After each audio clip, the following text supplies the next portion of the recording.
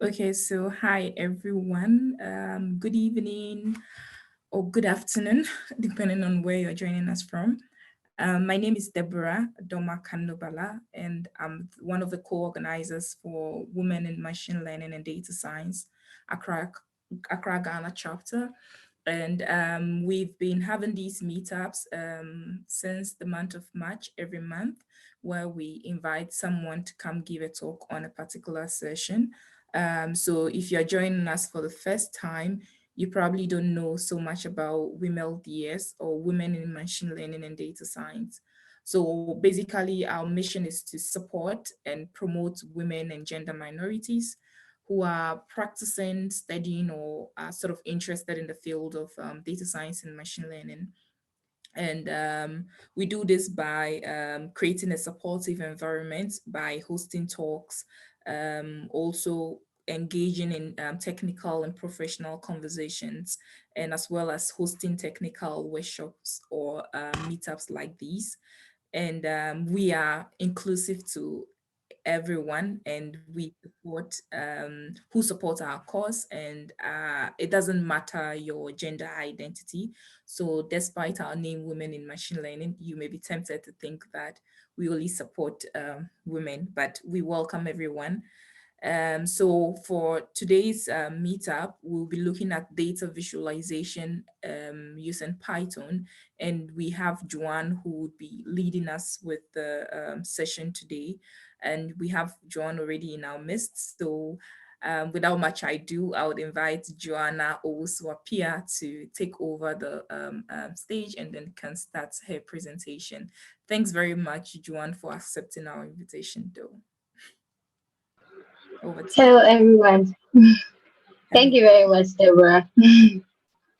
And good afternoon, good evening, good morning to everyone. My name is Joana Owusu-Appiah. I am currently a teaching and research assistant at KNUST, Kwame Nkrumah University of Science and Technology in Ghana. So I probably fall in the category of people that are interested in machine learning.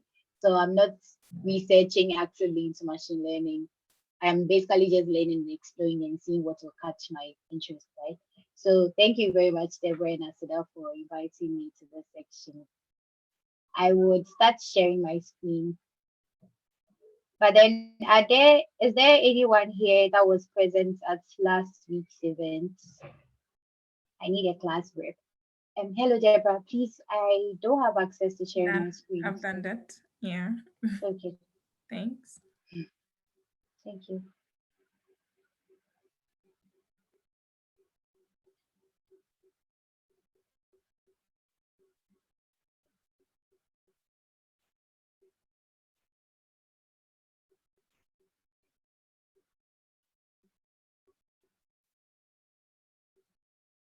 Deborah, please, can you see my screen? No, we cannot. Hello, Deborah, can you see my screen? No. Can you hear me? No, we Oh, cannot. Yeah. yeah, I can hear you. You can't see the screen. No. Okay. I'm sorry.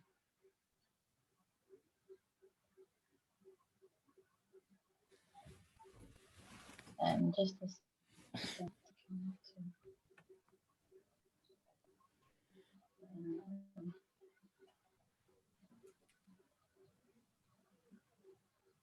I have to grant it. Is there something maybe we can help with?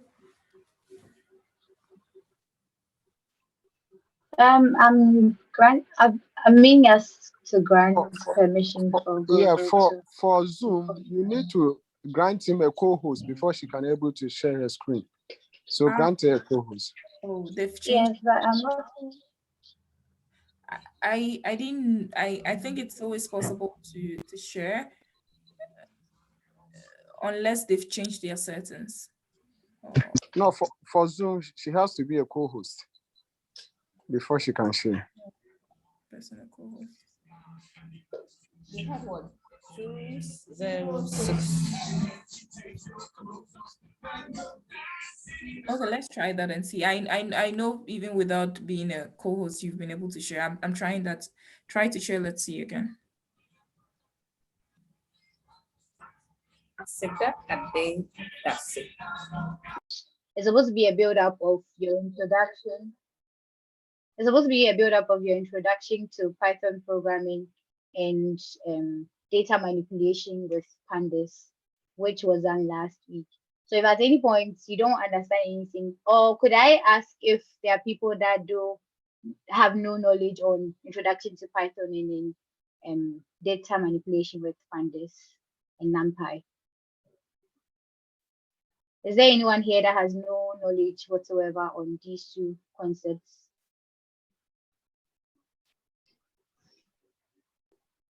Hi, Joanna. Anybody? Yeah. Hello. Hi, Joanna. Do you have? Yeah. I'm I listening. actually don't have any. Yeah, I think I would say this is my first time. Okay. Yes, so I don't have And you any don't have knowledge. knowledge on pandas and NumPy. Okay. So as much as possible, I would try and explain some of these concepts, but you would have to go back after the call to watch the videos. Last week's video was very, very in-depth. So if you're able to watch the video, it's a 2-hour video, you would be able to understand everything that we are going to do. But as much as possible, I'll try to make you understand. Okay. That's fine. So yeah. So if at any point you have any, please put it in the chat Okay, yeah, that's fine. or Yeah. or mute it with speech. Okay. Thank you. Okay. So yeah, as I said, it's supposed to be a build up on pandas and NumPy. So for my presentation, I'll be talking about data visualization, what goes into it, the use cases, when it has been used. We'll talk about a few things like graphs, basic graphs that you probably might have seen in your senior high school education, and maybe if you did statistics or any science inclined course, then maybe in your statistics class, right? Then we'll talk about the main things, Matplotlib, Seaborn, and then based on the knowledge we'll get from these two concepts, we would apply it to the Titanic data sets that we're working with last week. Okay. So if you would want to follow along, you would have access to this notebook. And then if you would also want to use a data set, you can download it from this section, right? So when we say data visualization, what are we driving at? So basically, we are data scientists, or we are interested in how Python can be used to manipulate data, or yes, basically play around with data. So there's an exploratory process. There are certain steps that we go through to be able to look at the data sets we have at hand, right? And data visualization basically helps us to be able to identify outliers, patterns, and correlations between pieces of information. Okay, so with data visualization, there's a data set that we are trying to work with, but then we don't know how the data set looks like. So then through the tools that we probably will be learning from here, and then your pandas knowledge, you are able to sort of open up the data sets and then look at anomalies, be able to detect certain patterns that are within the data sets, so that you're able to build your machine learning models on these with that knowledge, right? So data visualization basically takes raw data, it transforms it into graphs, charts, images, and then these outputs are able to explain whether the numbers or the data sets you are working with, so that you're able to glean insights from it, and you build your machine learning models based on these understanding, right? So there are very common graphs that you probably might have come across with your data visualization journey, or maybe in your senior high school when you're learning statistics and we have to do tally, get a data set, and find a mean mode, those things. There were things that we used setting data. We do pie charts, bar graphs, histograms, all those things, right? So if you are within those class and you probably have that experience, you have to bring on board all those ideas, because that's the same thing. But right now we are not going to use a graph sheet. We are using Python. So with a very basic use case, this is a visualization that was done in the health industry, I mean, somewhere last year during the COVID, right? Last 2 years during the COVID, people needed to have information on how the COVID cases were coming, the number of people that were dying, the demographic, the people that were mainly affected by the COVID mainly, right? So with this data set, you're able to see that there's an age bracket. There's also underlying health conditions. So looking at the first section, the orange part, which has the age, realize that there's a lot of people in their 80 classes that are mainly affected. Then it comes down to like it gets to 0 to 9 year olds, and then you realize that there's not a record per this data, per this visualization. And then for there could be some, and there were some health and underlying health cases that people were associating with COVID. So they decided to, okay, visualize how these underlying health issues maybe were prevalent in the number of deaths that were recorded. They also considered the sex. They looked at all. So basically, there was a data set. People were dying. There was a lot of information in the health industry. This number of people are dying. What's the nature of the people that are dying? How old are they? Do they have underlying health conditions that could maybe supersede the fact that they didn't die with COVID and they died with these diseases, right? So all these things are questions that people ask themselves, and then they answered based on the information that they have. And then all this was possible with the visualization tools, because I don't think they would have, if they give you like a long Excel sheet to go through to take out this information, you'll be able to do it. So that's like the kind of thing that we are coming to do now with our section, right?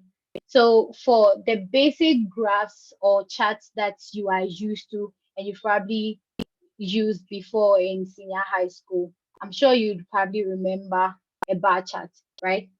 Bar plots are basically graphs that represents categorical data with rectangular lengths and heights that are proportional to the values they represent, right? So for categorical data, it's basically data that has a finite number of values. So if you are talking about married people, we know that if you're filling a form, you are either married, divorced, or single. Or if there's an extra category somebody could belong to, they are finite. You can quickly just count them out and then have people identifying with these values, right? So if you are working on a data set that has categorical values, you should or you could use a bar chart, because with bar charts you can easily look at them because the values are finite, right? So another example with categorical values is, let's say when you're filling a form and you're asking whether you are male or female, they are just two or others, right? So there's a finite number of choices to take from. So with with a data set of that nature, you could do bar charts. The second chart that we are very familiar with is the histogram. So you realize that the histogram also represents data in bars, rectangular bars. But then the difference between histograms and then bar charts is that with histograms, the data that we are looking at is continuous. Okay, so let's just look at the number of children in Ghana. We could consider children as people under the ages of 15. There's 0 to 15, right? But then assuming we want to consider, let's say, people that are between the ages of 1 and 80 for the whole Ghanaian population, we can't represent every single individual by one rectangular bar. So what we do is that we merge these ages into streams or ranges, and those ranges will be represented by one rectangular bar. So if you are talking about children under 10 will have one rectangular bar, under 20 would have another.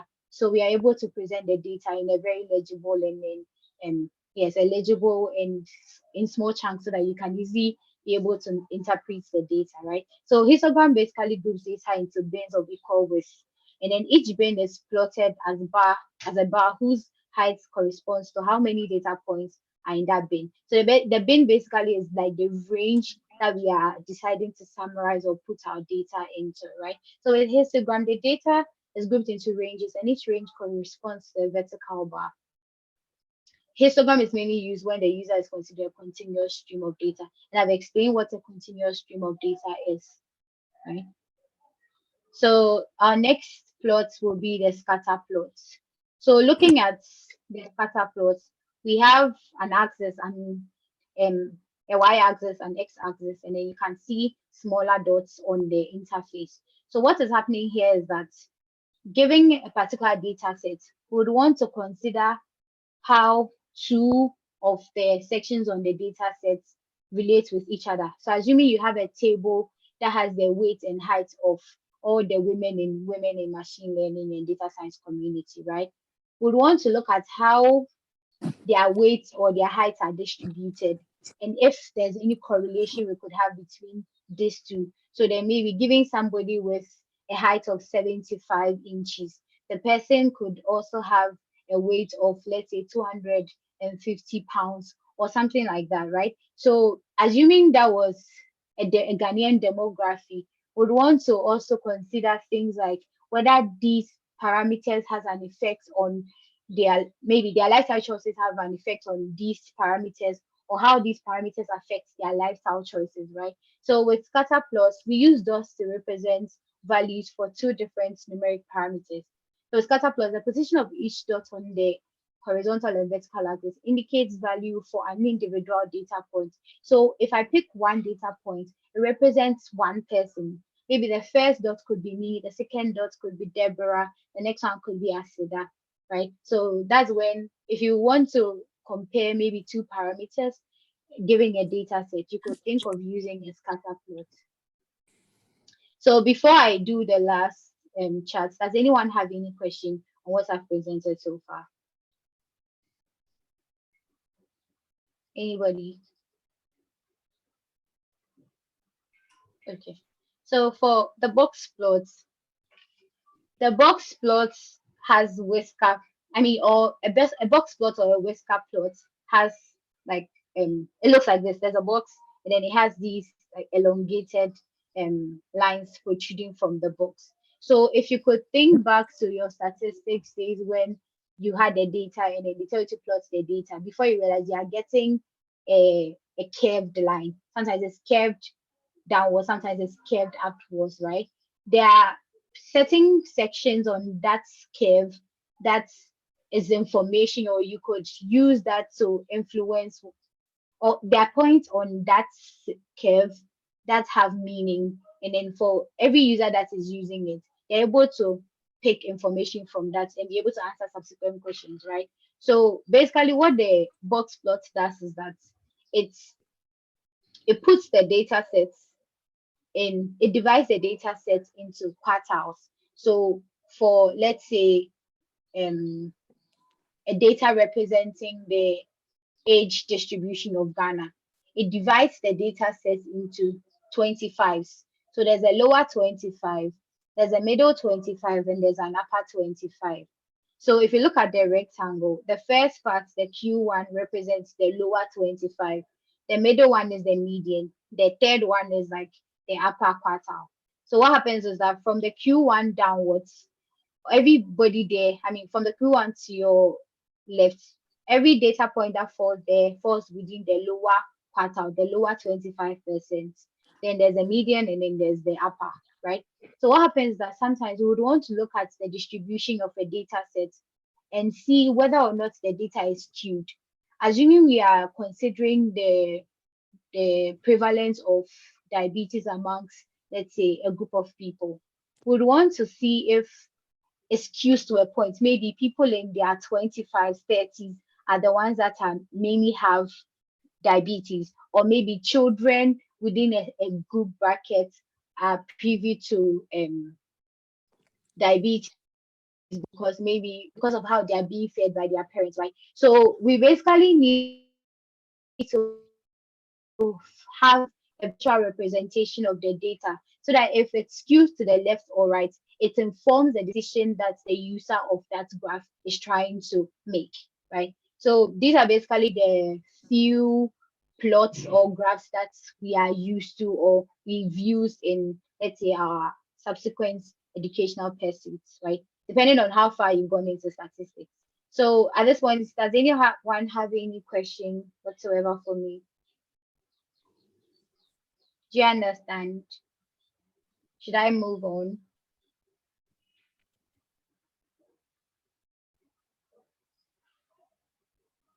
Hello?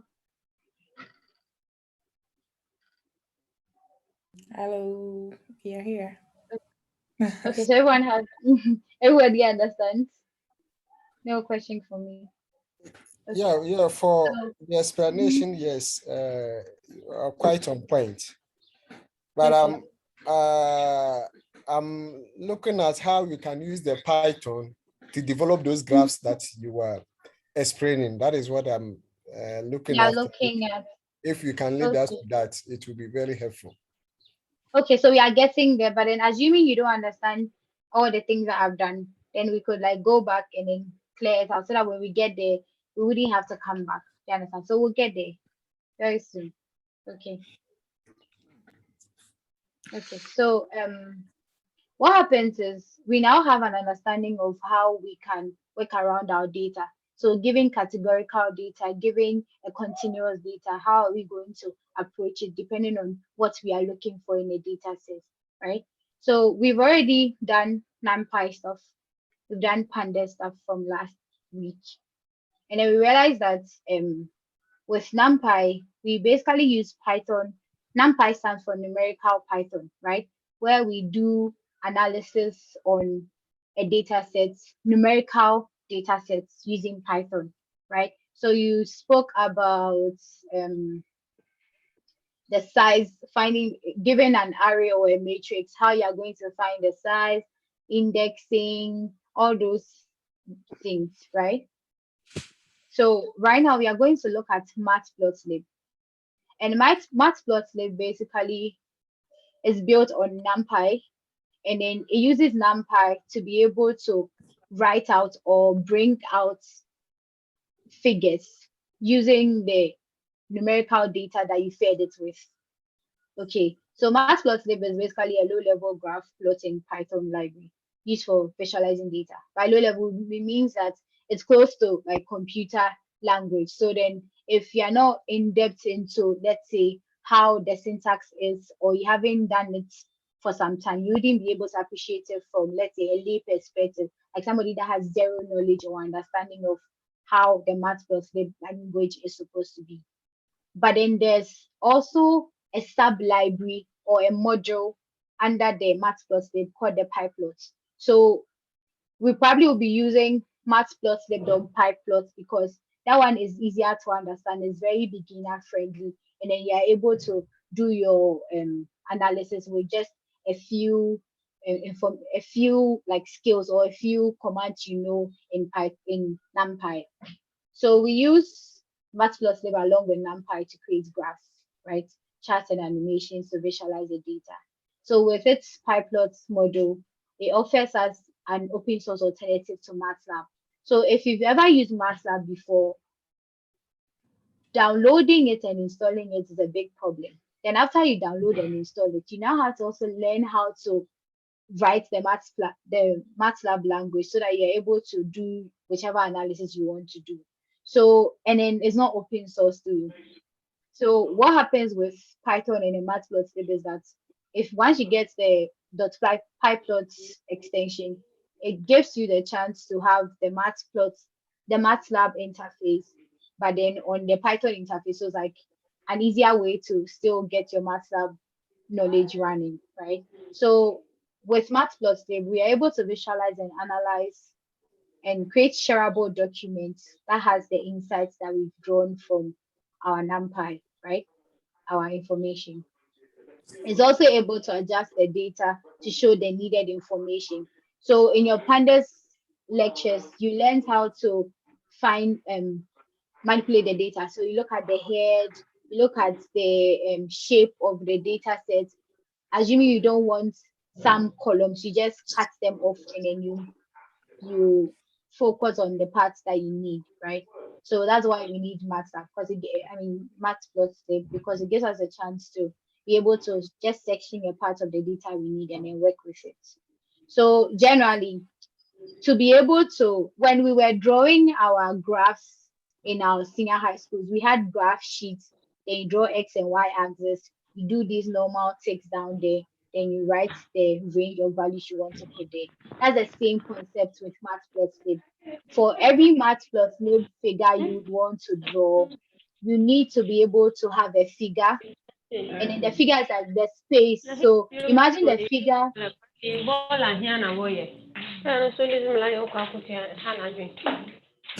Imagine the figure is your graph sheet. The axis will be like the part where you draw your x and then your y axis, right? Then there's you will have your y label, you have your x label, just like strings or sentences to show that the x axis represents this, the y axis represents that, right? And then there you could also have a title. So basically, a figure may contain one or more axes. An axis with an E is an area where points can be specified in terms of x and y coordinates. So the axis with the E is the region where you are going to be like plotting your points, and then the axis with the I is just like your normal x and y axis, right? And an axis is basically anything that you find on a figure. So as I already said, Matplotlib has like the Matplotlib language that is low level, and then they also have an interface with the PyPlots where you can easily create and then manage your figures. So the difference between the first and the second one is that with the first one, you explicitly have to create your figures. You have to write like commands to say, okay, create a figure here, create a figure there. But then with the second one, you just with just one or two commands implicitly create the figure and then the axis for you. And all you have to do is just to fill your data points. So to start using Matplotlib, you'd have to install it. And with our last week's section, we talked about how to install your library. So you either use a pip or use the conda, depending on the one that comes to you easily, right? So after we've installed it with the pip, I already have it installed. So even if I run it, I would get maybe I already have the dependencies installed. But let's just run it and see. So let's install.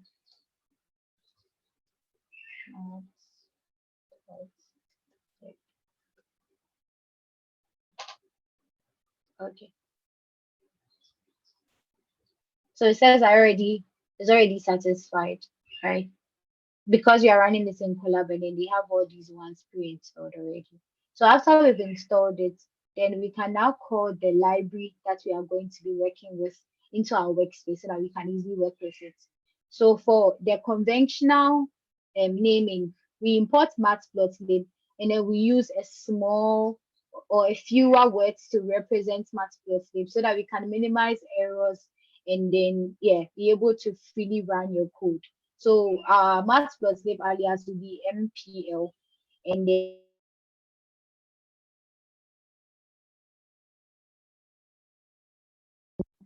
we would also import our library. The library we would also import that. Then we import NumPy. I told you Matplotlib was sort of it works hand in hand with NumPy, so you can't really work on Matplotlib without your NumPy knowledge. I have a question. So okay. Why didn't you use mpl.pyplot as PLT, but you already imported matplots as MPL, but so why did you have to rewrite matplotlib.pyplot? So I okay. So per your question, I should have rather imported MLP.pyplot as PLT. Or just straight matplot. I just want to know why. Maybe there's a reasoning behind that. Okay, there's actually no reason behind it. But then ideally people don't okay, per my understanding of what I've been doing, I don't really import the matplotlib as MPL. I just straight ahead just import the .pyplot as PLT, right? So maybe we could try and see if the MLP as PLT could work, right? So maybe from MPL we import PLT or matplotlib as PLT. Could we try that? But then I think Go ahead and try. the original library. Okay, so let's try it and see. But then I think originally the libraries were designed to have like these. So I'm just thinking that you've already imported matplotlib and you said as MPL. So as MPL already automatically illustrates that you're referring to matplotlib. So like Okay. in that sense, why didn't you just go ahead to say mpl noun.pyplot as plt, but you went ahead to now call it all in full? That's like repeating. Couldn't you have just gone ahead to just Repeating, like write only the second line of code, import matplotlib.pyplot as plt? Because I mean, I don't know if you get my I've reasoning. already, so You, because I've already installed Matplotlib, I shouldn't have already imported it. no, so you could have just used just the second line of code, like import Yes, without matplotlib. the first part. Yeah, Yeah, makes sense. because I think what you are most interested in is the method of the pyplot, right? You are not Yeah. interested in all the methods in matplotlib. So you could have just gone No. ahead to just import just the second line of code. But like I said, I really don't know. Maybe there's a reasoning for that. That's why I'm asking. Oh no. I basically wanted to show that okay, there's a Matplotlib bit, and then there's also the Pyplot bit. Okay, But okay, then we are mainly going to be using the Pyplot throughout. okay. All right. Thank you. You're welcome. Okay, so should I go ahead and try the MLP, or I should go ahead? No, I think you can go ahead, because I think what you wanted to show was the fact that we have the matplotlib, and you can, from the matplotlib, you can have the pyplot, the method of the pyplot, and then you are importing that as PLT. So I just Okay, asked to clarify. So just that's go fine. Okay. ahead. Sorry. Okay, thank you, Deborah. So what happens is the Matplotlib has been through several iterations. So people are still working on it, on how to make it better and then give us the whole free version of MATLAB.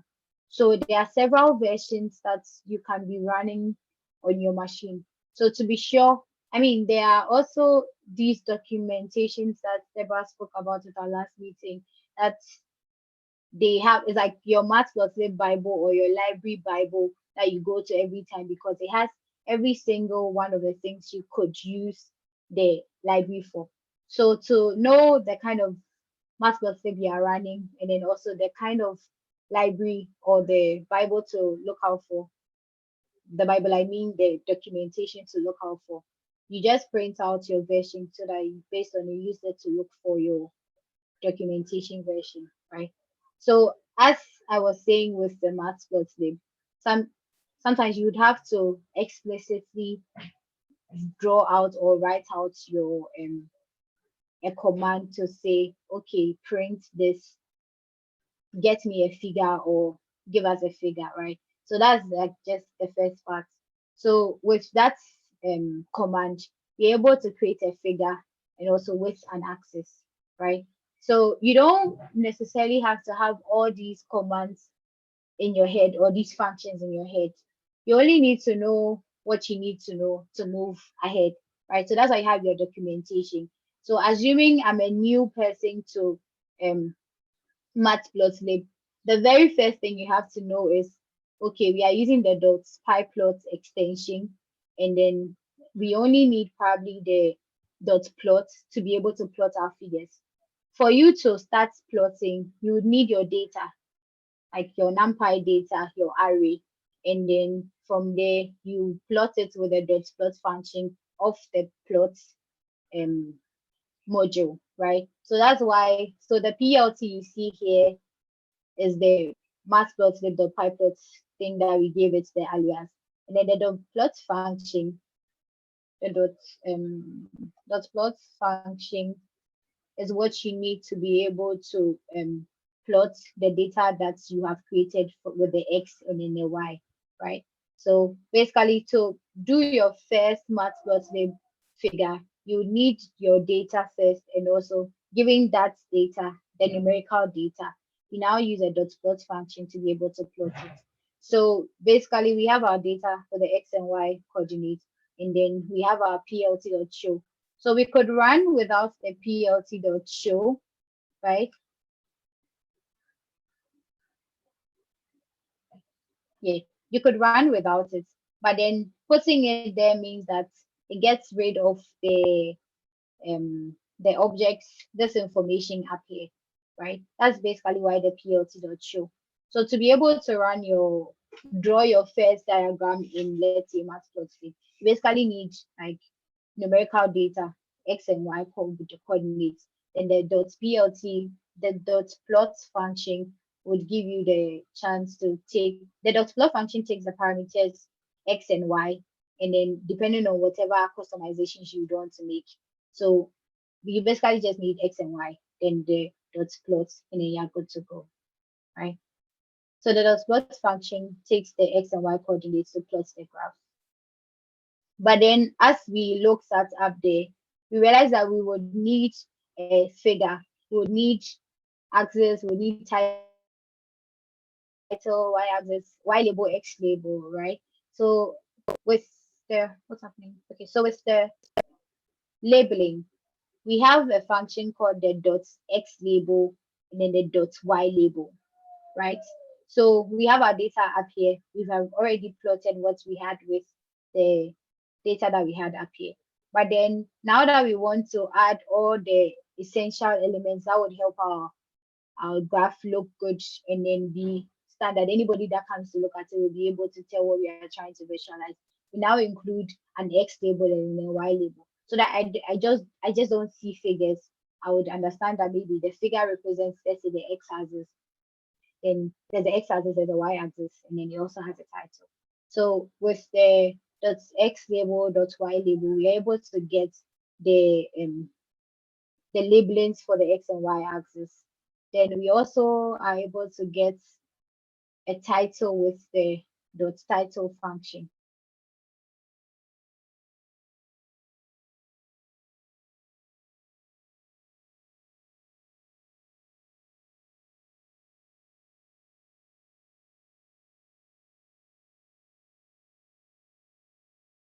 Hi, Joanna.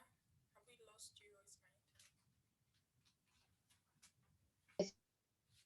2 lines within a particular data set. How would I be able to tell when we have our X and Y labelings? We have our X label and then our Y label. Sometimes belongs to maybe the X and then the Y coordinate, or that particular line belongs to the X1, Y1 coordinate, right? So with what I'm saying, assuming I would want to like draw another line. Y1 is equal to 3, 1, 3, 3. Let's say I want to plt dot plot x y1.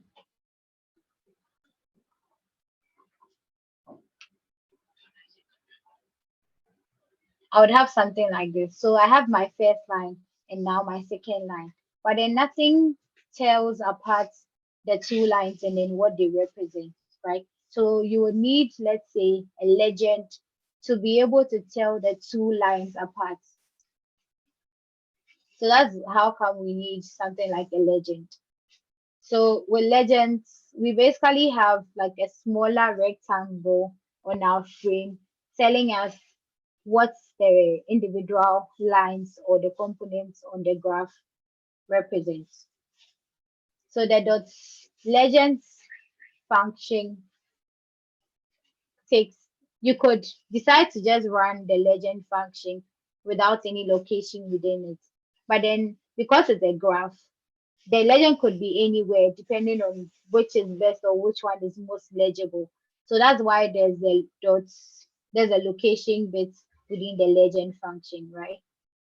So right now we realize that the plots function has now now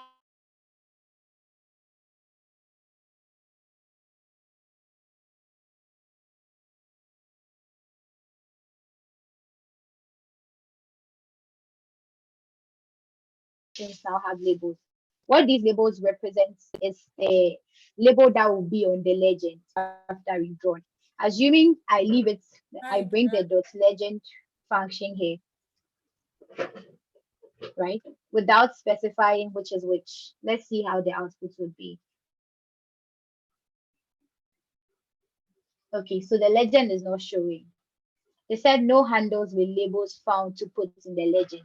So it means that for every legend that you are trying to build or include in your data set, you'd also need to label the legend so that if it's the first plot, maybe we say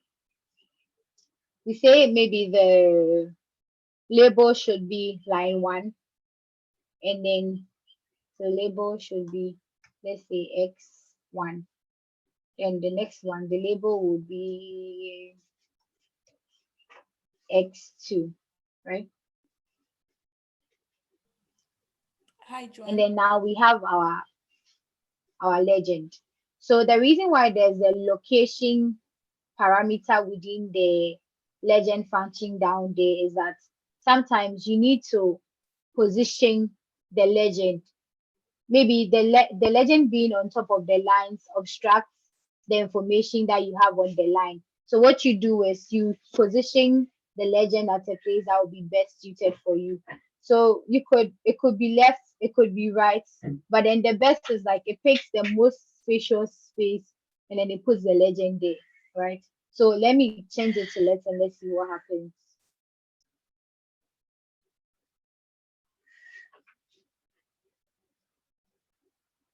Okay.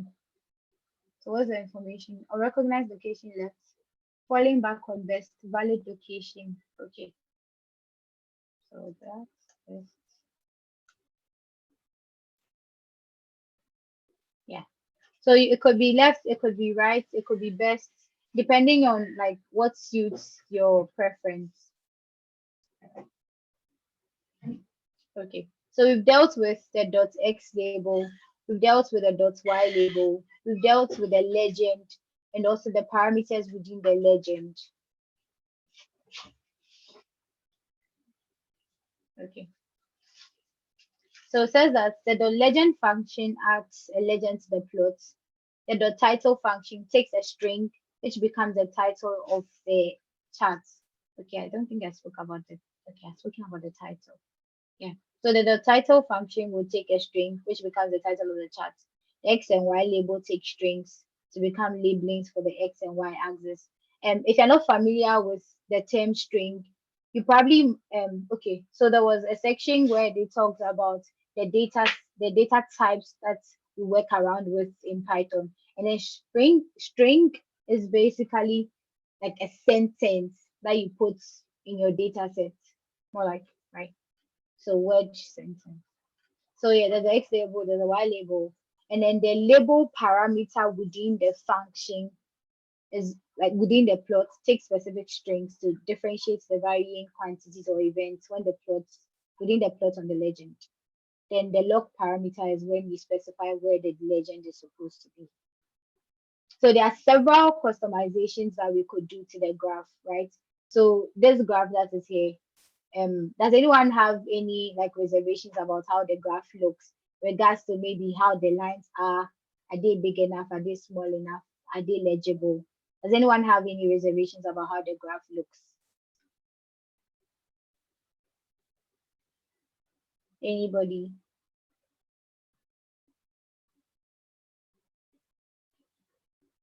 Okay. So there are several customizations that can be done to the graph to suit your preference, right? So there's a there's a point.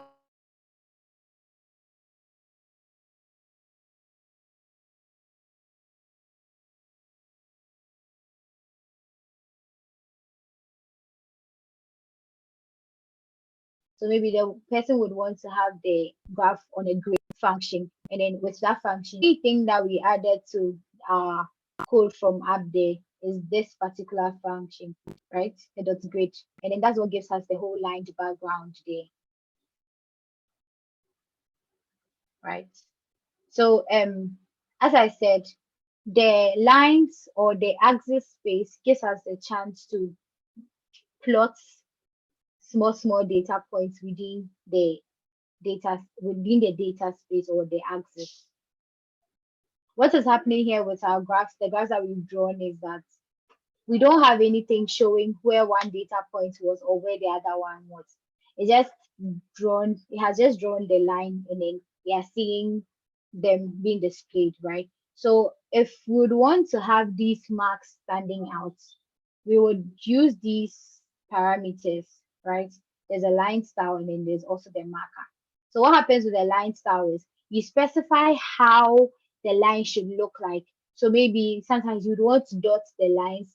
Sometimes you would want to have the lines with, let's say, short dots, short dashes, longer dashes, all those like little things that you could do to your data.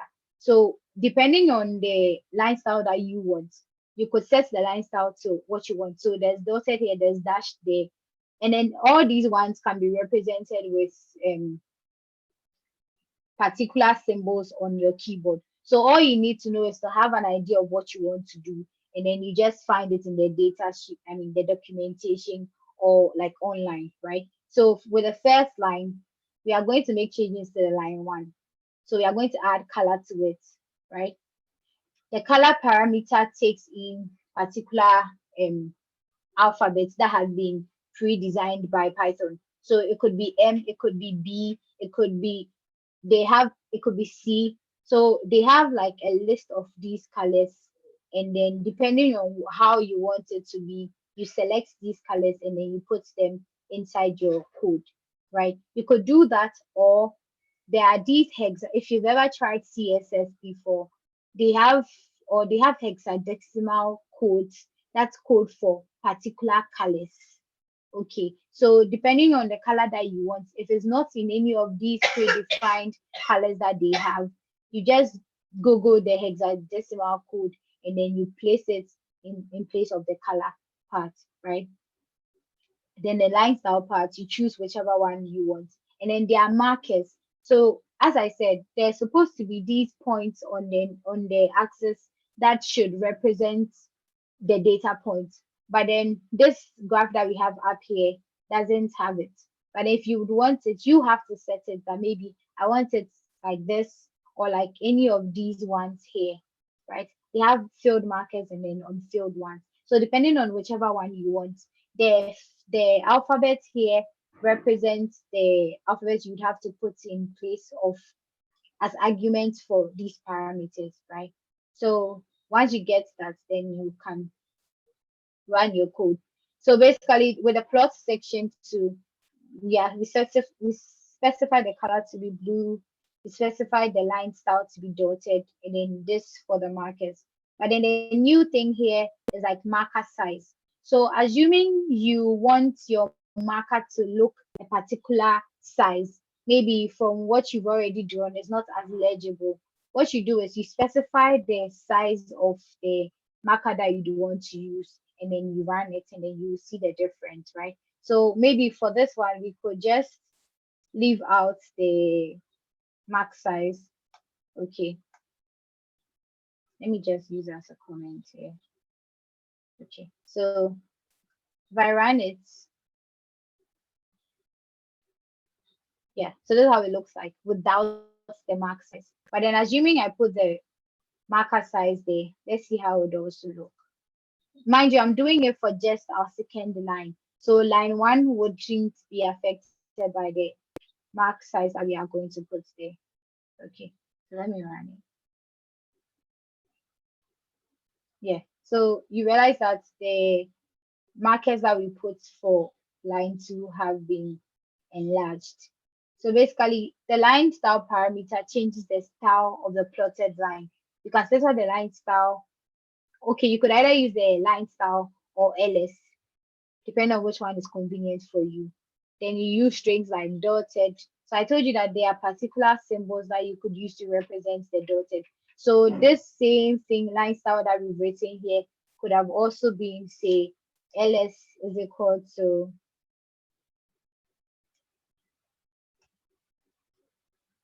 to represent the dotted, and it would have still run fine, right? There's also the dashed. You could either use the dotted, the dashed. There's a solid one. Ideally, once you run it, it runs the solid. That the solid is the default. But if you want to make changes, you just choose whichever one works for you and then you run it.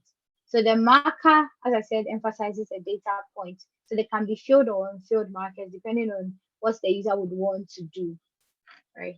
So the MS or the marker side, you use it to specify the size of the marker.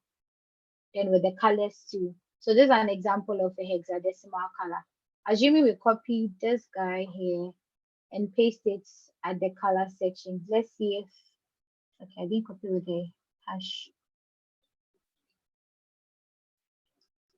Okay, so color. Okay, so initially we have blue and purple. Blue, purple. Okay, so let's rerun it and see what we would have. Okay, so now we have green. So it means that the hexadecimal code that I have was coding for a green color. So you either use the predefined ones. There's blue, B for blue, there's G, there's red,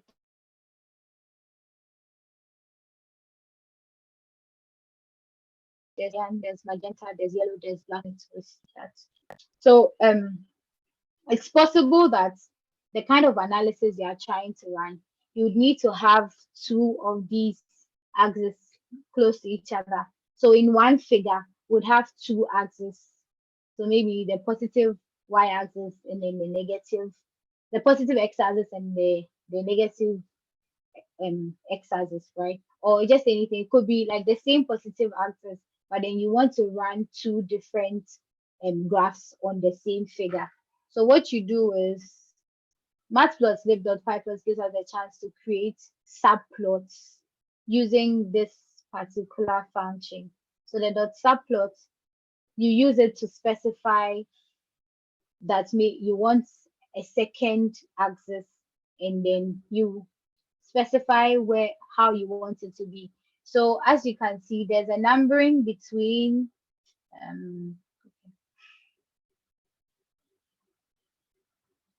okay. So you can see we are using the dots subplots function to juxtapose two different plots, right? So what happens is from here, you realize that there are these integers within the brackets. What happens with the integers is that you assume the plane as, let's say, a table, right? So then the first number represents the row, the second number represents the column, and the last one represents the index. If you remember indexing from the subsequent classes, indexing basically means that there's a list of numbers there, and then all these numbers are occupying particular positions within that list, right? So as let's say if I have something like 1, 2, 3, 4. So there's like an array of numbers, right? And what is happening is where 1 is, it is occupying a particular spot. 2 is also occupying a particular spot. And then Deborah says that these spots, Python starts counting them from 0. So ideally, if you were the one counting, you have said, okay, 1 is occupying the first position. But then per Python's counting skills, Python decides to count from 0. So we have 0 index, first index, second, third, fourth, right? And so forth. So with the subplot parameter, the last one represents the index. So with this particular one, this particular line represents, okay, create a subplot, then maybe on the first one, on the second column, maybe write or put the code there, like on the first section. I hope it makes sense. If it doesn't make sense, you could like unmute and then ask the question. But basically what I'm saying is this guy, the dots subplots gives us a chance to create subplots. So other smaller axes within the same figure. The first one represents, so if let's say I'm arranging, let's say I draw a box and then I'm arranging things within the box. The first quadrant, there's a second quadrant, there's a third, there's a fourth, right? So we assume that the first line or the half 180 has maybe the first and second rows. And then the other half also has the first and second rows. But then there's very individual boxes within it have indexes. So maybe the first row and then the first column would be maybe index 1. Then the first box, the second box in the second column would be index 2. So basically that's what I'm trying to say, right? So with this particular code, we say for this random, like that, this code generates like random numbers, right? Between the range of 10 and then 50, but then stepping it in, let's say, in 20s, right? So what happens is we are trying to generate random figures between 10 and 50, but then there should be like 20, right? And then the first one would have a particular code, the next one would have a particular code. So this one is the diagram that we are trying to draw on the first section. And then this code is the diagram that we are trying to like draw on the second section, basically. So with the subplots, you just specify the index of where you want which particular diagram to be. Yeah. So the subplot function creates subplots in the same figure, and it takes like 3 arguments. So the arguments specify the layout of the plot. The first and second arguments represents the row and column, whilst the third argument represents the index of the plot. So the figure above has 1 row, 1 column, and then the first and second plots, right? So 1 row, 1 column, first and second plots. So the first one, which was the histogram, was supposed to be on the first index. And the second one was supposed to be on the second index. Okay. So at this point, does anyone have any question?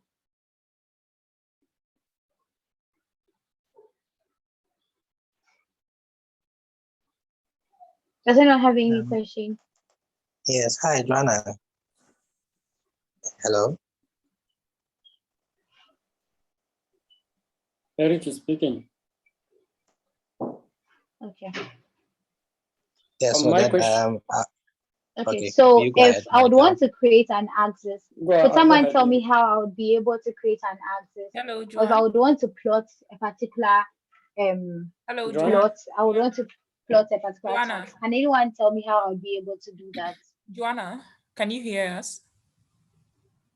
Hello, Joanna. Hello. Can you hear us? Have I been muted? Can you hear us? It seems you can't hear us. I don't know. Maybe check your audio.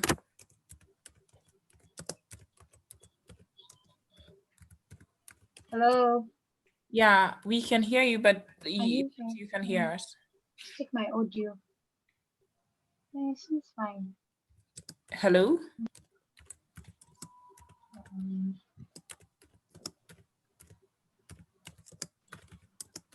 Okay, can I explain the log parameter in the legend? What arguments does it take aside the best? So it could take, can I share this? Can someone hear me? Can anybody unmute and let me know if they can hear me? Hello? Joanna, I am unmuted. Okay. No, I can't hear. Okay. Why can't I hear? I don't know what the problem is. Maybe you could try, you check your audio to see if you've put on your volume or something.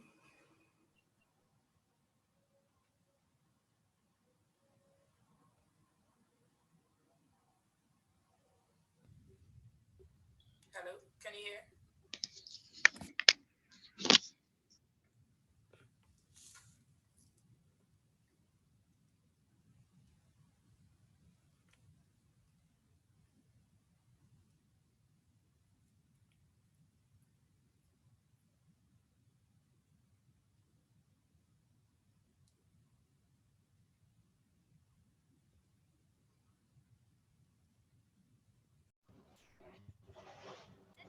Yeah, so Joanna, I was asking about the subplots, the third argument in the subplot function. Okay, You were subplot making an function. argument earlier, yes, about the fact that it was representing the index position, and you said the first index only starts with a 0. I was wondering why we started with a 1 for this one and it was the first plot, or it was ignored because there was no 0 index for the subplotted argument.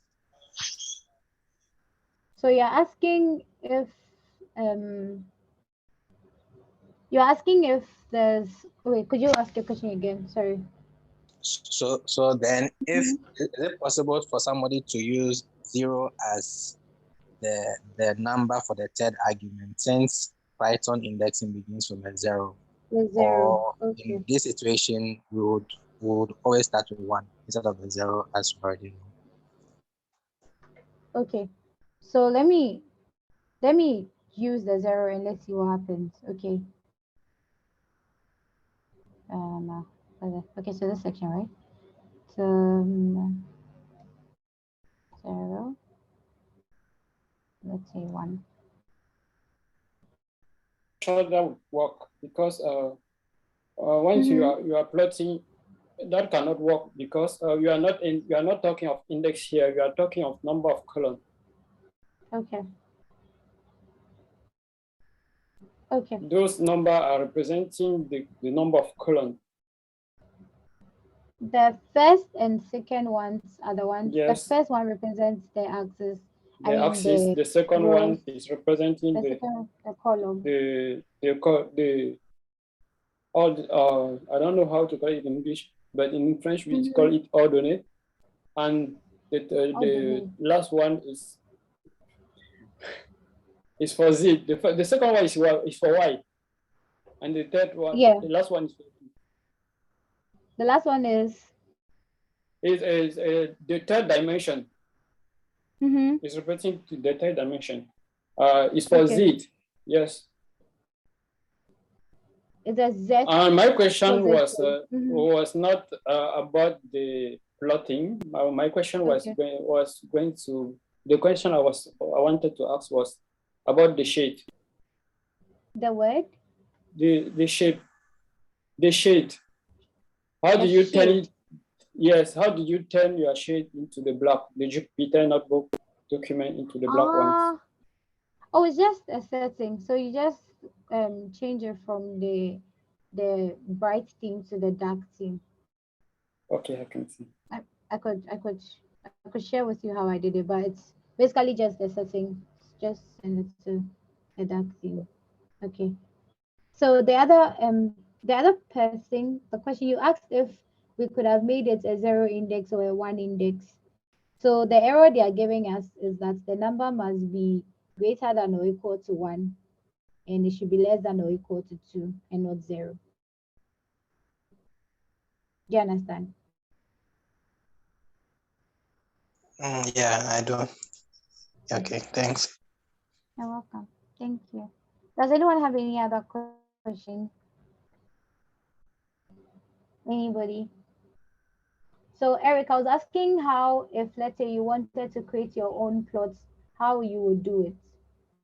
Could you share with us how you could create your own plot? Like a generic plot that would have an x-axis, y-axis, maybe have a few plots with the x coordinates, y coordinates. And then do you have an idea how it would be? I don't think I'm here.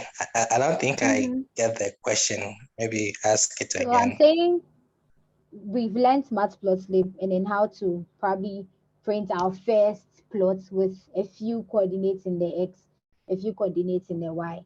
So if I ask you how you'd go about it, could you run me through so that I type it for everybody to see? Okay. Okay. So all right. So let me give this a try then. So first of all, we would specify the not the subplot. So you use a fake comma ax. Okay. That was equal to what exactly did you do there? I think that was a subplot function. Okay. If I'm right. I don't know. I'm following your lead. Okay. All right. So let's go with subplots. Okay. Right. Go with subplot. Okay. I think we'll leave it empty. So. Okay. And then I think You're already seeing an error there. You've already Yeah, seen a word. That is there's an presenting an error. error. Mhm. Oh, but we are not done. I'm following Eric's lead. So maybe Okay, after Eric, I then think maybe you'll I also think we come should in. write a PLT before that subplot. I should write a Okay. PLT. PLT. So I should forget about PLT Eric's does. own. No, Yes. continue with Eric. I'm just helping. I should continue. Uh-huh. Okay, help me. So I think it should be PLT dot subplots That's instead of subplot. just So should I subplots. clean the first one? Yes, clean the first one. Okay. So what No, continue? continue. You were supposed to. No, so I should continue. so fake Michael. comma x equals PLT dot subplots. Oh yes. Like what we So I were should bring typing before, but we left out the PLT. Okay, so I should bring PLT here. Yes. Yes, dot subplots. Okay. And then Still. Okay, I worked out. Okay. So I think then the next thing is to have our x and then our y. So if we had a data set, probably we'll use that, but we can specify an x. Okay. So what should I put inside the x? So 1, 2, 3. So like a list. 1, 2, 3. Okay. And then for y, y equals a list of 4, 5, 6. List of 4, 5, 6. Okay. So we can use PLT.plot. Okay, PLT dot. She wanted a multiple plot, I think. I wanted a word. What was your question? You wanted something I just that said, I just want to know how you would create your own plots with the information you have right now. So I'm just following your lead. Should I run it right now? So add the parameters x, and then y in the What? plots function. So within the plot function, we'll specify x and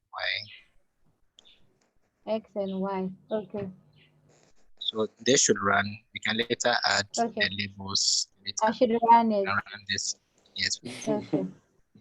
Just basically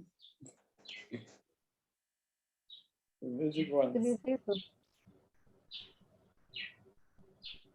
Okay, there's an arrow. Okay. So how do we deal with the arrow? Why is there even the arrow? Does anyone have an idea? Eric, do you have an idea why there's an arrow? I don't think so. Probably what we are assigning to the fake x is wrong. I don't know exactly what's there. So I was saying that we only need to be creating figures when, let's say, we are dealing with. I think you Eric add subplot. I thinking when you added subplot, I think you wanted to do a multi-plot. That means a plot that could have several graphics. Yes, that was I was thinking, and that was the reason why when he stopped with one x and one y, I was asking, do you want to plot a figure with several plots? Or just one? Because if we are going to be doing several plots, then as you asked about the coordinates, we would have to include where this specific plot should be. So we could actually plot it, and then there would be just one figure, just one like graph on one portion. But if you are going to do a multiple plot, then it means that you need to specify the location or the position that this particular plot should be. Eric, do you understand? Yeah, I do. Yeah, so it could run fine without the first guy. So basically, this is your plot. Yep. Do you understand? Yeah, I do. So if you want to do like multiple plots, that's the time that you do the subplots. But you have to specify where the boxes should be. Where the line or the graph you are drawing should be, right? Okay, so does anyone have any question? So what happens with the multiple plots is that with the single plot, we needed a title. We also, because we have two plots on the same figure, there's a need to maybe have a general title. So that's when we would make use of this function, the super title, right? So it's the SUP title. And then you are with it, you're able to have a generic title for maybe a multiple plot. Do we understand? Okay. So we've dealt with the subplot function. We've also dealt with the super title function. So with the knowledge from the histogram, the bar plots, the box plots that we know, we are going to try and then build our own our own graphs using the knowledge that we have. So basically, minus the whole X label, Y label title things, you just need to have your your data sets, your coordinates, so coordinates, Y coordinates, and then your PLT dots plots, right? So if you look at what is happening here, we've seen new things. So there's this guy, right? So sometimes when you plot your figure, these ones have, there's a setting I've done down there. I would explain when we get there. That's why it has the grid on it and then it looks bigger. But then the plots are not supposed to be this big if you haven't done anything to it. Do you understand? So you can specify the size of the figure using this parameter, right? So in .py plots, you can create your figures using just plt.figure, right? But then if you would want to make specifications, then you add this particular the parameter fixed size accepts like it accepts values, and these values would resize your outcome. So that's how come this new guy is inside. When I did this diagram, it was small. So including that figure made it bigger, right? So this is how it looks. And then you realize that these guys down there looked clumped together. So me resizing it made it look legible, right? So that's why this guy is over there. Then I have my Y data, my X data. I have my title, I have my Y, I have my label. So the new thing you are seeing here is the PLT dot bar. So the PLT dot bar specifies that I would want to build maybe a bar chart or a bar graph, because of which I'm specifying that I want like a bar, basically. So the dot bar function would take an X coordinate, a Y coordinate, and any other skirmishes you want to do on it. So maybe if you want the color to be this color, you want the width to be this width, basically that's what you do with like the rest of the parameters. There's also this new person here that we haven't met. Is the X ticks. These people down here are like strings, but then sometimes they can't always be numbers. So maybe 1, 2, 3 would have fit. But then because they are strings, if I take out this parameter, if I take out this parameter, this is how it looks, right? So it plays on legibility. So once I uncomment this and then I run it, you realize that it aligns the strings in such a way that you are able to see. So the rotation could go anywhere. So from 0 degrees to 360 degrees, it would have an effect on how the ticks look like. You could have a white ticks where we are also going to manipulate the ticks that have been written here. So in this case, with this particular diagram, it will be the 100, 200, 300. Do we understand? So we've seen X label, Y label, we've seen title. The new guys we are seeing is the dot bar, and then we have the dot X ticks. And then we are also seeing fixed size, which changes the size of the figure that we are working with right? So the the X6 function represent the string it takes to enhance visibility. And basically by using, okay, so you realize that these bars are like they are vertical, right? Yeah, they are vertical bars. So there's a chance that maybe we don't like how it looks, so we'd want to tilt it so that it lies down horizontally. We could also do that. So we have this bar function here. We could just make it add the H, which would represent like horizontal bar more like. So now we have a horizontal bar chart, right? So I hope you appreciate the changes. So you could have the bar and then you could also have the bar H depending on what you want to do. Right. Yeah. So yeah, I was saying that okay. So does anybody want to try this activity? We are going to do the bar H thingy, like run the bar H function, which I've already done for you to see. So would anybody want to try? You on mute, you tell me what I'm supposed to do, then I effect the changes and we'll see if it works.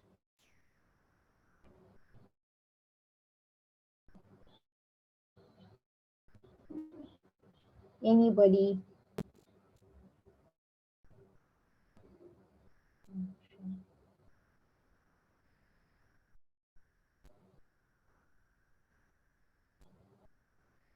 Okay. Would anybody want to try? Or should I leave it when you go home, then you try it?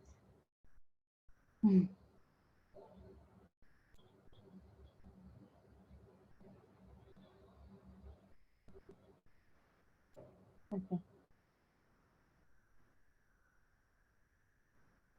Cynthia, would you want to try it?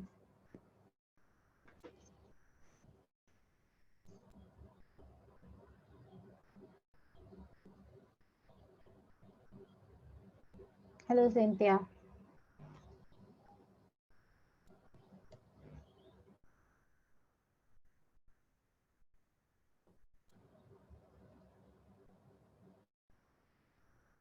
Okay. So when you get the link to the notebook, maybe at your free time, you could try your hands on it if nobody wants to volunteer. But you basically have to just play on the whole orientation thing. Maybe if you change it to 90, what's going to be the effect? So if you don't want to like cause changes or mess up how it looks like, you can just copy and paste the code in a new cell and then you just execute it. Yeah, so basically that's what the X6 would do. And then yeah, so you can just play on it basically. Okay, so we also spoke about the histogram and then how we are able to like draw the histogram giving a stream of data. So this first section basically just creates a random data set like between 10 and 50, right? And then it's able to generate the bins.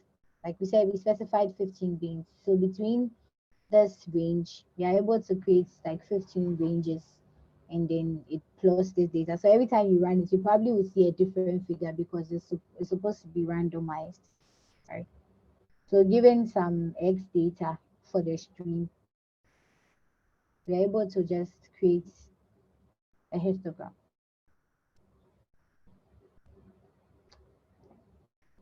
So we are also trying our hands on the scatter plots, right? So giving an X stream of data, a Y stream of data, we are using the PLT. So here, instead of the PLT dot bar that we use for the bar charts, we use the PLT dot hist. And then here, instead of the PLT dot hist, we are using the PLT dot scatter. So realize that there are functions and then terms that you can easily relate to and be able to remember to draw your graph. So if I want to do a scatter plot, all I need to have is my X and Y. I just do PLT.scatter and then I'm drawing my graphs, right? But then for this scatter plots too, sometimes you don't want to create some, like you would want to play on the colors, on the labeling for the legend, because once there's a scatter plot, somebody needs to make sense of what maybe the different colored dots mean, right? So that's why we have the label, have the color, there's a marker. So we're speaking about the marker from the subsequent cells. So there's a marker, and then now because it is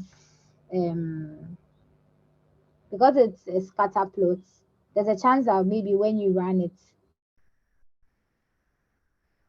the data points will be either too big, it's hardly too big, it's usually very small, so or too small. So what you do is you have the S parameter, which represents the size, and then what it does is that it resizes it, right? It resizes it. So there's a label, there's a color, there's basically every other thing that we've talked about. So assuming we have two different data sets, so we are trying to do the Y and then the X, the Y1 and then the Y against the same X values. Then we would plot the scatter plot. Because now there are two different parameters we are looking at, we want to differentiate them. So then we're able to say, okay, for the first number of plots, we should use the blue. For the second number of plots, we should use the red. And then that's also very acceptable, right? So this is scatter plots being played out with Python. So I think it was Eric that was asking me how all these concepts would be able to be executed using Python. So maybe if I'm doing scatter plots, I just have to do my I just have to import my libraries. As I import it, I call on the plot function, then maybe plt.scatter, then I'm doing my scatter plots. Plt.bar, I'm doing my bar charts. Plt. What else? Hist. I'm drawing my histogram, right? So initially when I said the MLP could look a lot if maybe you don't have an idea, this is how like a typical matplotlib without the PLT functions being employed, this is how it looks like, right? But then we've spoken about the rotation bits, we've spoken about the X label. So you can just wrap your mind around it and be able to tell that maybe this is what this function is doing, this is what that function is doing. By looking at legibility and being able to understand, I think the PLT function makes it very legible. You just know you need your X and Y, you need your X label, Y label, and you are good to go, right? So that's what I meant by you being able to represent them differently. So there are several charts. We haven't even spoken about pie charts, but in fact, it's something that we started drawing from like elementary school. There are several charts that you can explore. There are curves. So all you have to do is just to check out the Matplotlib documentary page, and then you have access to everything. You only need to know the kind of version that you're working within, and then based on its the documentation, and then you're good to go, right? So yeah. So does anybody have any question up to this point? Because we've dealt with Matplotlib, and then some of us are able to build basic plots in Matplotlib. So does anybody have any question up to this point? Anybody?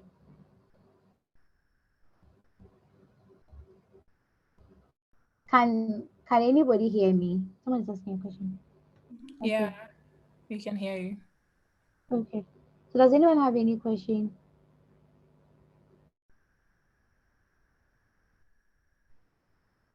Okay. Okay. So does anyone have any question up to this point?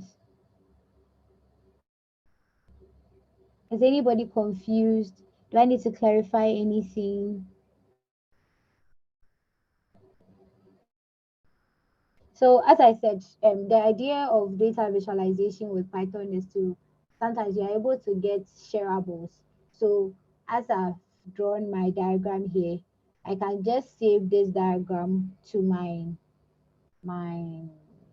my documents or any of my folders or my files, and then I'm able to share it, right?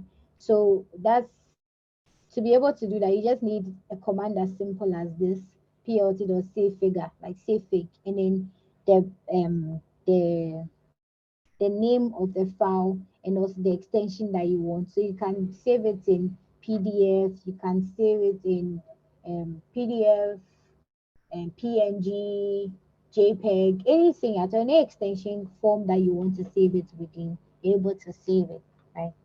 So should we move on to Seaborn? Okay, so if nobody has any question or we are all clear, I would want to move on to Seaborn. Okay. So with Seaborn, it's basically a library for making statistical graphics, right? So here we are looking at just mainly statistical graphics, right? So it integrates closely with pandas and in data structure with the pandas data structures. What has been happening throughout our math+lib section was we kept working with numbers, because I said math+lib is built on NumPy. So closely related, we have to send this into, let's say, a NumPy array, because before we are able to like have some manipulations on it, right? So Seaborn comes in to save us if, let's say, we are working with a data set like what you used the other time, the Titanic data set, and not every one of the variables we have is in numerical values, right? So then Seaborn would help us do the same visualizations and even better that we've done so far, right?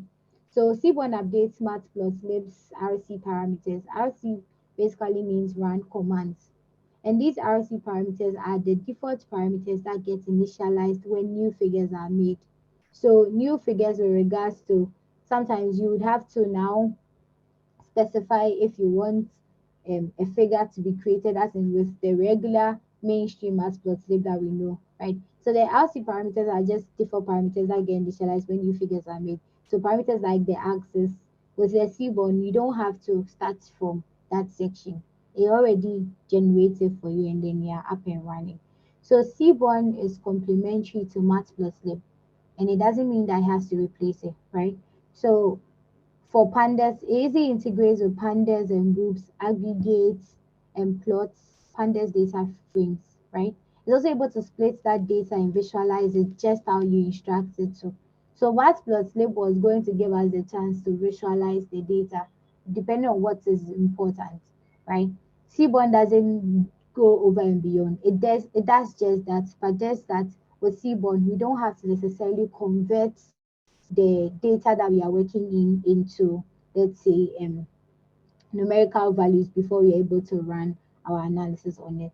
So why do we need to learn Seaborn? It's because it's able to split the data, it's able to make attractive statistical plots, which we would see as we are moving ahead. And it's easy and flexible. It's easy and flexibly displays distributions, and we use it to when we are visualizing information from matrices and data frames. So initially with matplotlib, we'll just be doing numerical like analysis, but then with the Seaborn, we are able to work with the data frames. So that one too, we would have to also do some installations if we don't have it installed. So you would either use the pip or the conda to install the Seaborn, right? And then because it works closely with both pandas and NumPy, if you already have NumPy installed whilst you're working with matplotlib, you just need to add pandas and then you're running. The same thing with matplotlib. Seaborn also has a documentation that it works within, right? I mean, there are documentations that come along with the versions that are being produced every day. So if you want to look at the version that maybe your system is running, you use this command and then you have it up and running. Okay. So what happens is that with, let's say, the Seaborn, you would want to specify the theme within which the Seaborn should run, right? So with the Seaborn, because we are going to be working with data sets, let's use internally like built data sets. So there are data that are available. There's data that's available to learners within these libraries. So once you call on them, you're able to run them without necessarily having to go and download data set from any data like section, right? So with the with a seaborn, we have, we start with setting up the scene, and then right now with this command, we are like introducing or calling on the data set that is within the like the seaborn library. So what is happening here was I wasn't familiar with data set. So what I was doing was I was basically trying to draw it into a data frame. But then once these guys are internally built, it means that they already have it pre-installed in the pandas data frame. So once you have pandas, you can just call on them and start working on them. So what I did here was from your subsequent classes, you were able to, or you were made to maybe print the head of a data set or the tail of a data set, right? So with this particular one, I was trying to look at how the data set looks like. So this data set is basically data from a restaurant where they collected information on the customers, whether the sex of the customers, whether when they come to the restaurant they smoke or they don't, the time frame of whatever it is they are doing, and maybe if they do give tips, the size, the amounts that they are giving, basically. So that's what this data set is about. So we are basically going to try visualizations using this data sets, but then with Seaborn. So using Seaborn, when you go to their documentation page, they have several tutorials for you to learn from. Their basic ones for basic understanding, there's intermediate, there's advanced. So depending on what you would want to do, just go there and then you have all your information. So using this, we'll try, let's say, the real plots, the dots real plot function, right? And then the same way with matplotlib, you need the data that we are talking about. You need your x parameters, your y parameters, then the columns that you'd want to work with. So the x, y, the colon, and the hue are all parameters from they are all columns from the data set that we're working with. So initially with matplotlib, we're doing just x and y um, sections of the data set, so just x and y parameters. But then with Seaborn, we are able to look at several of these columns at like the same time. So we are looking at the time of the day. So this first axis talks about the time, so lunch time. Then this talks about dinner time, whether or not the person is a smoker. So looking at the distribution, we have, let's say in the morning, we have more of non-smokers coming in. And then depending on the total bill that they have, like you can see the distribution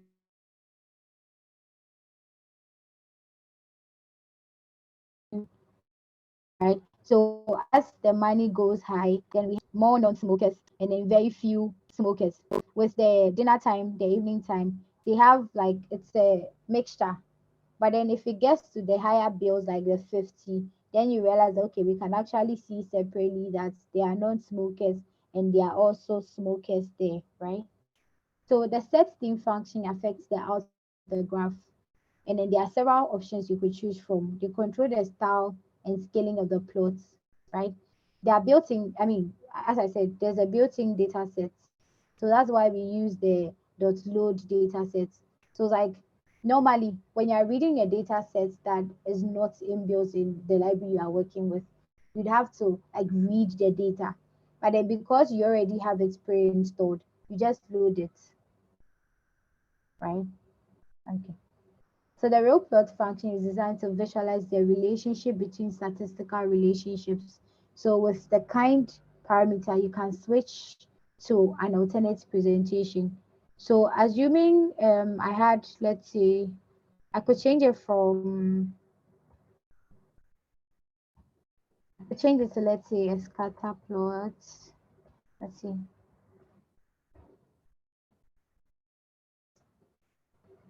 Scatter is not recognized, okay.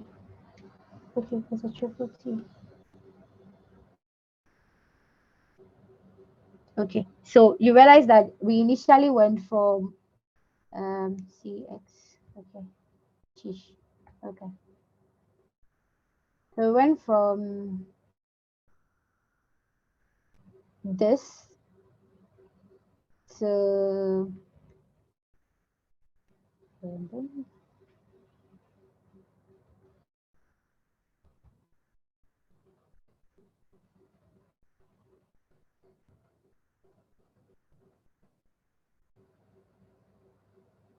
Okay, so the same scatter plot. So let's see. Okay, a bar. Will it work for a bar? Okay, histogram.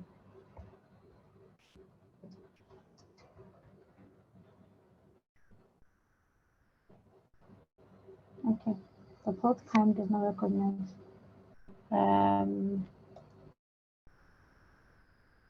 Okay, so okay, so I would let me check on the real plots. So basically, if let's say you are working on something and then you hit a roadblock, you just go for the sheets and then you look at the kind of parameters or the values that you are supposed to be using alone. Okay. Okay. So this is the real plots documentary. Can you see the real plots space? No, I think I shared just one. Okay.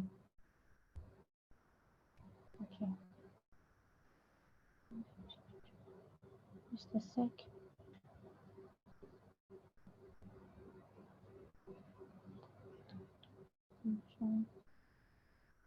Okay.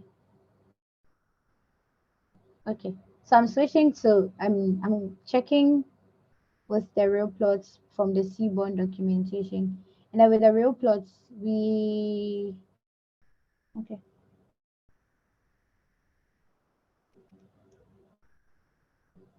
So all these are the parameters that the data set could take, right? And they are saying that the kind of the plots it corresponds to the the relational plots. So they could either be scatter or line plots. Okay. So it can't be hist or bar. It could only be the scatter or the line. So let's change it to line and let's see. Line.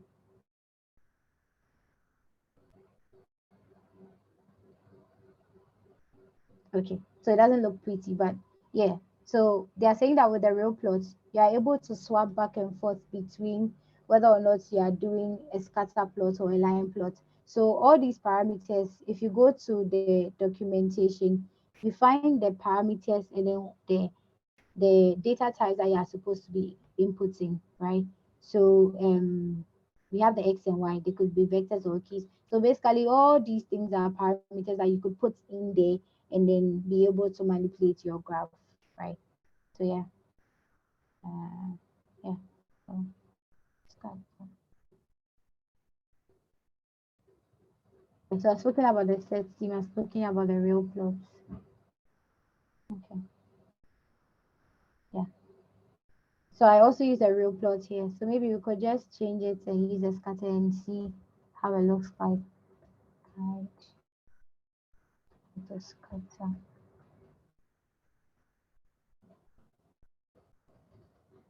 See that repeated. Keyword arguments have been repeated.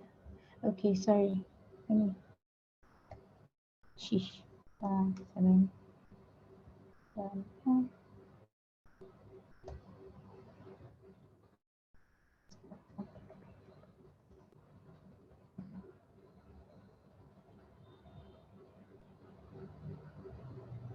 Yeah.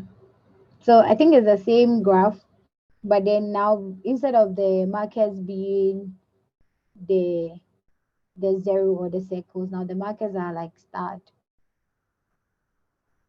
Yeah. So there's also the line plots,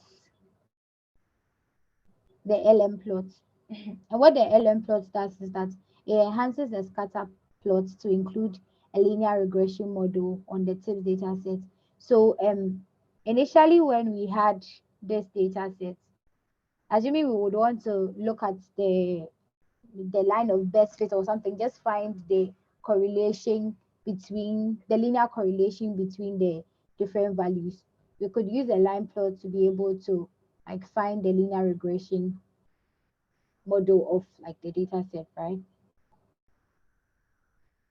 Okay. Okay. So what's going to happen is there's also several customizations that you could do to the data set. So you could decide to maybe set the background to something, maybe white grade, dark grade, anything, depending on what you would want to do. Dark grade. Yeah. So that's why the dot set style is, that's why it's there. So looking at this and that, you realize that there's a difference, right? Sorry. So it means that for this one where we didn't set it, it was already in dark grade. So if we change it to white grade,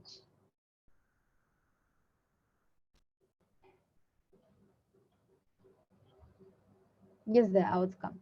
So to be able to like visualize how the strip plot is, so we've dealt with the LM plots, we've dealt with the real plots, right?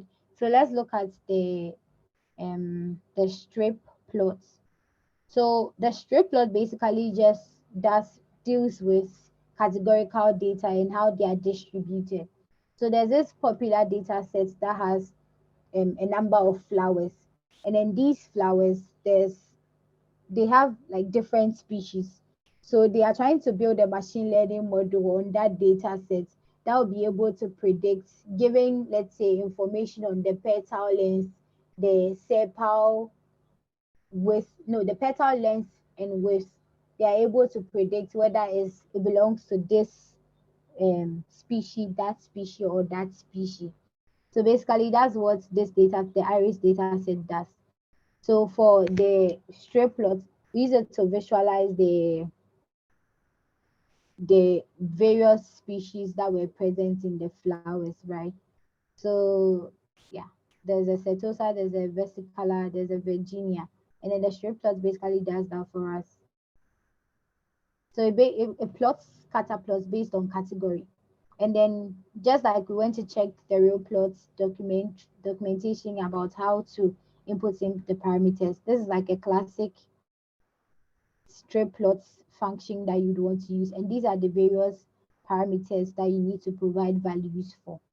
So the X, Y, and the hue, they are inputs for the data that you would want. So maybe you want to visualize the species against the sepal. So the sepal length will be the Y coordinate, and then the species would be for the X coordinates.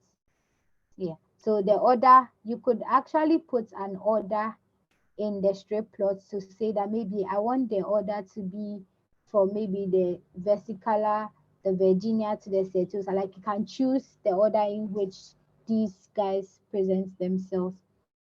Yeah. And basically the dot set function sets the background of the plot, and then it could be dark plots. So this is the white grade and these are the dark grades.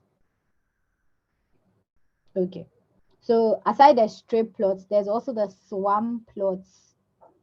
Swarm plots, swarm.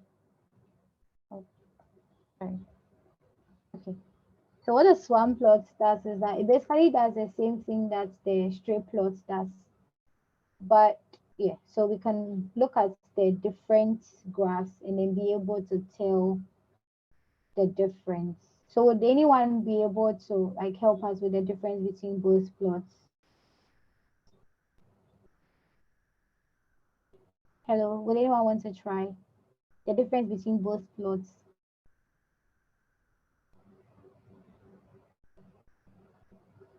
Hello.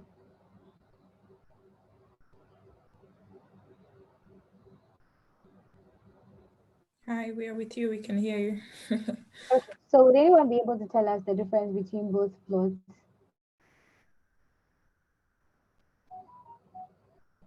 Okay. So for the swarm plots, you realize that for the strip plots, they seem to be overlapping. So it's like they are clumped together and you can't really make out one single plot from the other. Like especially look at this one. You realize that there's like two of them together and some of the plots look bigger than the other because they are overlapping. So what a swarm plot does is that it gives them individual positions. So as you are looking, they don't have any of the data points overlapping with each other. Yeah. So there's also the bar plots where we have the species, we have the sepal length, the data, and then we just plot it. So the bar plots as well, we said it relates, we usually use it when we are dealing with categorical values. So there's a setosa, there's a Virginia, because they are categorical, we can easily use a bar plot and then it works. There's also the count plots.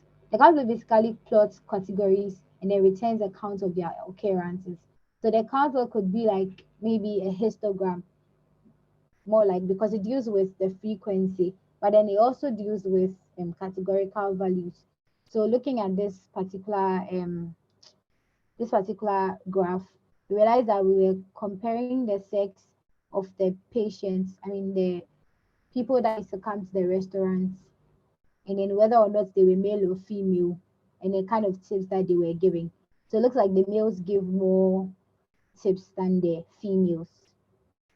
So with here, we specified the order in which we wanted them to be presented. It could be anyway. By default, the highest one would like appear first, basically.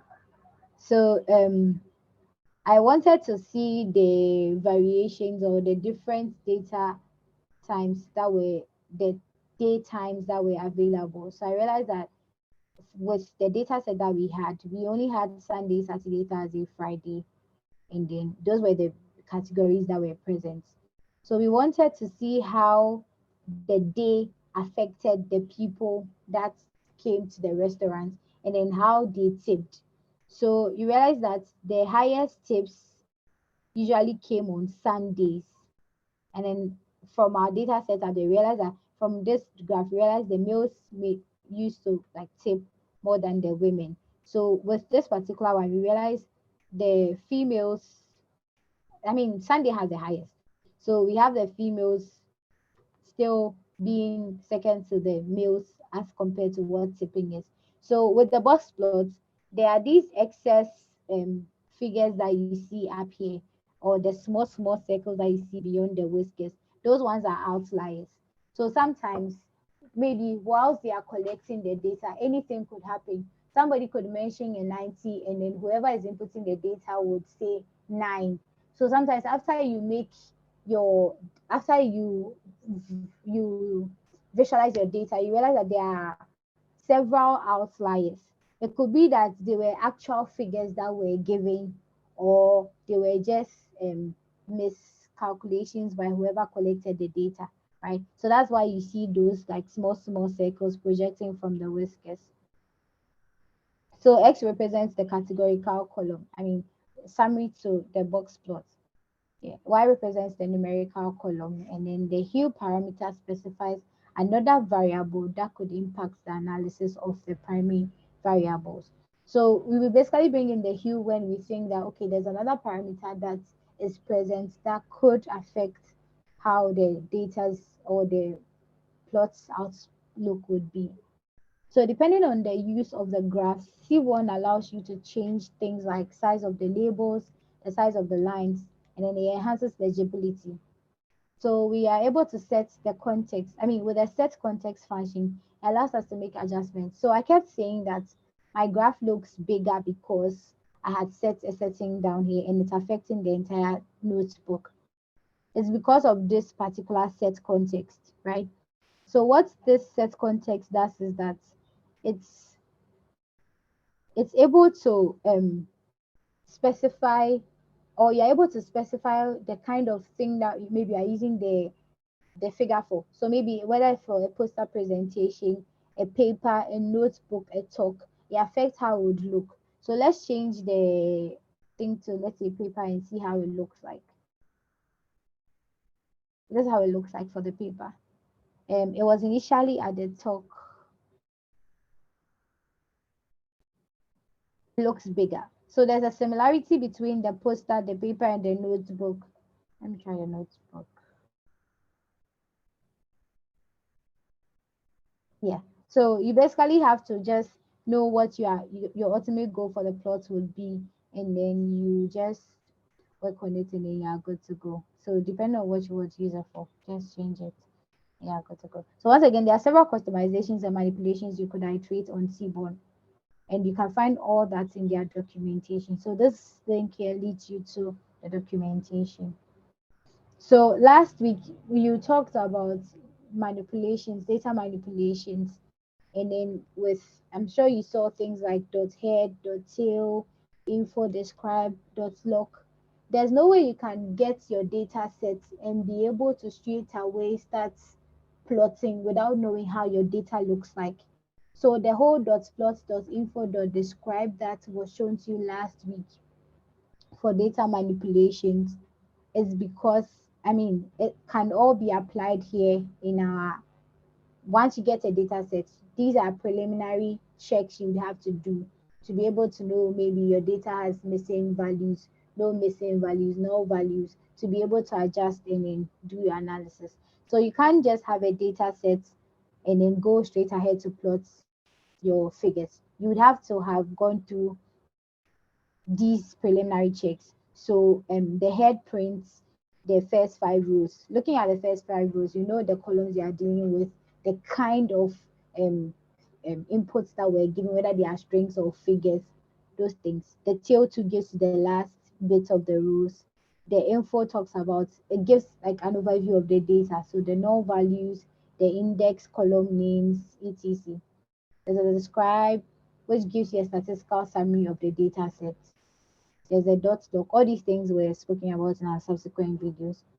So for like the main parts, we could share this data, the notebook with you now. Then if you would want to follow ahead, follow along, you follow, and then we go through the last bit of it. Okay.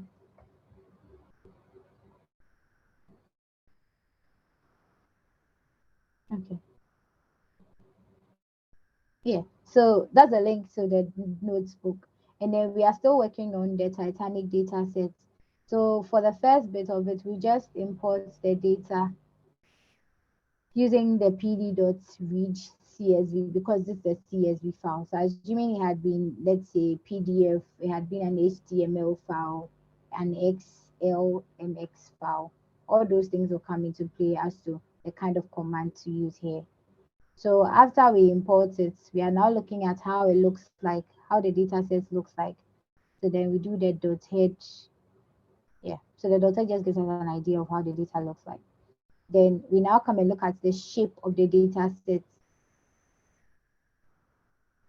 The shape gives us a tuple of the number of rows and the number of columns. The dot size would also give us like a general, like a number for the number of like entries that are within this data set. And then the dot column will give us all the columns that are there, right? Maybe for this one, you'd have to maybe scroll to a point to be able to see all the presenting columns. But then with just the dots columns, we are able to print out the various columns. So every data set that you work with, you should have an idea of what the data is and what the various columns represent. Based on that understanding, it would influence the analysis you do make in the long run, right? So for this our data set, we have columns like the P class. The P class represents the social class of the people that went on that ship on that particular day. So they have 1 being the upper class and 3 being the lower class, 2 being the middle. There's also the survival. The survival column talks about whether or not the person survived. So there are just 2 categories. It's either no or yes. Then there are the names, the sex of the patient. So the people that went on board. So that one to female or male. Then there was the age, which is like vast numbers, depending on the people that went on it. There's a number of siblings or spouses. People went on board the ship alone or with their family. So all that information, their tickets, all those things are here. So depending on the kind of questions that you have on your mind and you want to do, you'd want to explore, that's what would influence your choice of the columns. So last week you realized that there were some of these with indexing, you'll be able to slash out the data, the columns that you need and the columns that you don't need. So the info function gives us the a printout of the various columns, whether or not they are null values and their data types, right? So you realize the passenger ID is an integer. So whether or not they survived is an integer. They are integer values like the 1 or the 0. And then the P class, they are also integer 1 to 3. So basically, the info just gives us a printout of the various rows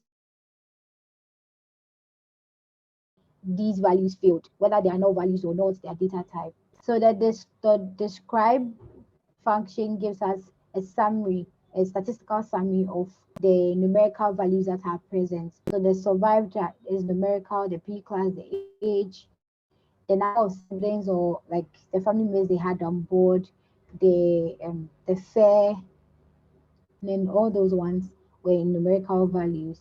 So what happens is assuming we would want to have an understanding of the number of people that survived or the like the various parameters, assuming you didn't know that maybe the survival column was in zeros and ones, you could use the value counts to be able to count the distinct values that are present. So whereas it's just 0 and 1, and it gives you like a summary of a sum of all the ones that have been represented. So there were 0549, that means 549 deaths per this data set, and then 342 survivors. So here too, we wanted to have an idea of the number of ages that are present. So then we are printing the unique age values. There's quite a number of them here. But then for all the 800 plus passengers, this is their age ranges. So the first distribution we want to try is the histogram, right? So with the histogram, how are we able to utilize the information we have on the data set to be able to build a histogram? So the first bit is for the histogram, we need a continuous stream. So then we consider the age because there's like a vast stream of ages that are here. So what this code does is that it builds a histogram based on like the data set. So we have the Titanic data set that we've named as Titanic D, and then we specify the color to be red. It could be red, it could be blue, it could be white, it could be anything, right? Then there's a title, the X label, there's the Y label, and then shows. So this is like the simplest histogram that we could draw, or the simplest plots that we could do. So from our histogram, we realized the majority of the passengers were young, between the ages of 20 and 40. So if you remember the box plot when I was talking about how a data set could be skewed, you realize that for this data set, it's skewed to, let's say, is it the right? Okay, looks like it's skewed to the left. But basically, we realize that the data has a lot of like distribution around the 30 and then the between 20 and 40. Right, so the majority of the passengers were within this age bracket. So a good number, slightly above hundreds, were slightly below like 100, like 50, right? So we realized that there were people between the ages of 20 and 0, and then they are well over, say, a little over 100, right? People that were children. So out of this number, what was the gender distribution of the passengers? Because we know that most of the passengers were between 20 and 40. So given the kind of columns that we have, would we be able to know the number of the gender distribution of the passengers? So then we use the count plots to look at the distribution of sex.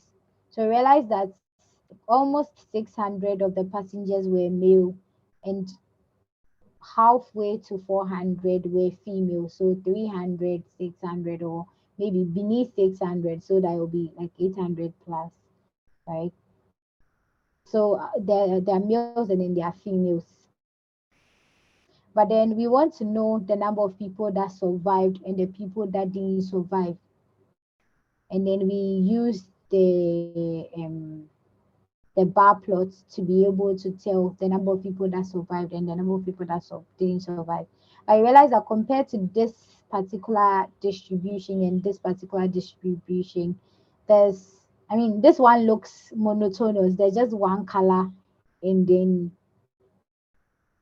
the survival mode, the 0 and 1, you wouldn't be able to tell unless you knew the distribution of the data or what the various columns represent. You wouldn't be able to tell which one of them survived or not. I mean, it's not so easy like this one. You realize that there's a blue color for the females, there's an orange color for females, there's a blue color for males, and then you're able to instinctively tell that okay, there are differences. But then for this particular one, it was a math plot slip, and then we were not able to do it.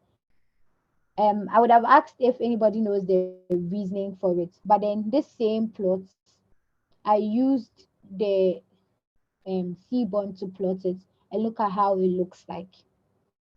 So I would have asked if anybody knew the answer. But basically, what is happening here is that for the math plot slip, it just assumed all of the it assumed the survival count as like one thing. So then it just did the zero and ones and considered the two parameters as like the same parameter. I don't know if it makes sense. But then with the seaborn considered them as individuals. Like so we specified the data set we're working within, and we also specified the the angle that we wanted to deal with, or the particular column that we wanted to deal with. So it was able to like separate or deal with them as different parameters. So then the dead people and then the people that survived, and then it was able to put them into like different grades or colors. So that's for the survivors. So realize that okay, there were a good number of dead people beyond 500, and there were some of them that survived beyond 300, which we had already seen. But then now with the diagram, we're able to appreciate them more. Then with the we also wanted to know how their survival was based on their gender. So how many women survived, how many men died. So from this angle, we realize that the blue represents the men, the orange represents the female. So for the males, we have beyond 400 of the males dying, and then a little under 100 women dying. We've already established that fewer women were on the ship than men, right? And then it also explains it. But if we look at the survival rate, we realize that more women survived than men, which is very interesting. So as a data scientist, the what could have happened that made more males survive? I mean, less males survive than females, right? So from the data, I realized the majority of the passengers who died were men. In fact, twice as many men died as women. So could that be because the majority of the passengers were men? I think that could be a possible explanation. But what we probably should think about is also why more females survive than males. So yeah, so there are also a lot of questions that could come up. So depending on the kind of questions that you have, that would influence the choice of, let's say, the plots you would want to choose. Because if I'm dealing with these categorical variables, I couldn't have used the histogram because the histogram wouldn't give me a, a, a good prediction or depiction of what is actually happening. So depending on the kind of parameters or the variables you're working within, it affects your choice. So the economic background of the passengers on the ship. So realize that there was the P class that represented, so one people were the high class society people and three were the low class society people. So looking at the distribution, we realized that there were very few high society people going. I mean, male and female. We had more male high society people going on the ship. We have fewer high society females going on the ship. For the middle class, it was still the men, after which the women.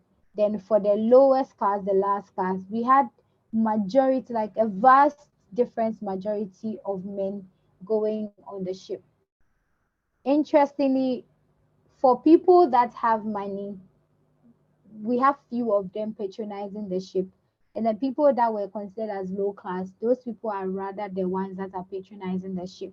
So what could have accounted for all these things, right? Could it be that maybe depending on somebody's social class, you can easily predict whether or not they will be on the ship? And that is if we are going to be building a machine learning model on this particular data set. Okay. So are there other things that you could think of that could be a reason for why people from the lower class were populated on the ship than people from the upper class? Okay, so after we found out that a majority of the people from the lower class were the ones that like majority of people from the lower class were the ones that populated the ship. We could also look at how people's backgrounds affected whether or not they would survive. For the people that died, a majority of them were from the lower class, right?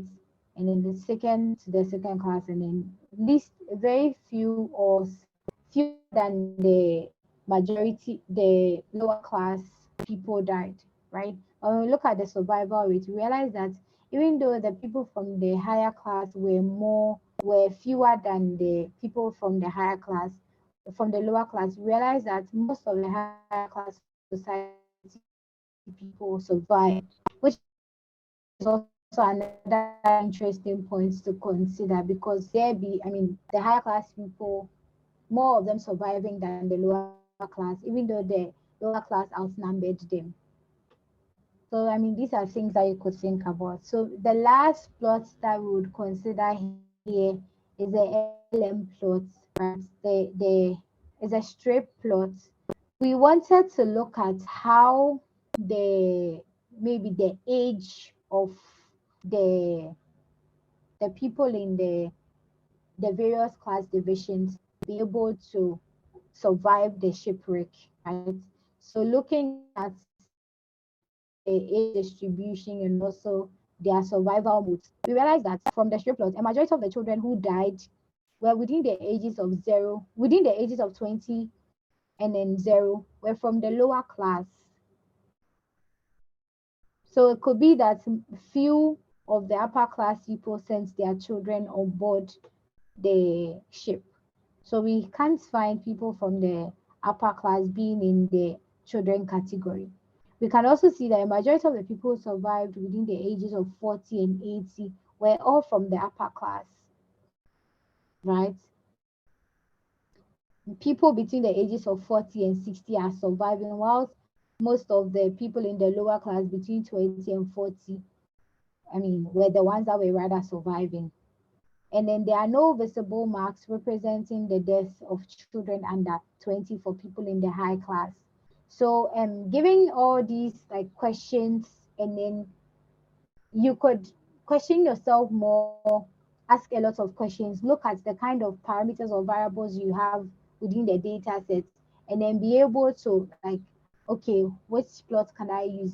Will the real plot work? Will the KDE plot work? So there are several plots that were not discussed here, but then people use it for higher level data analysis and then all that. So these are the reference materials that I used, and then we're speaking about very few of the plots that can be done with um, Seaborn.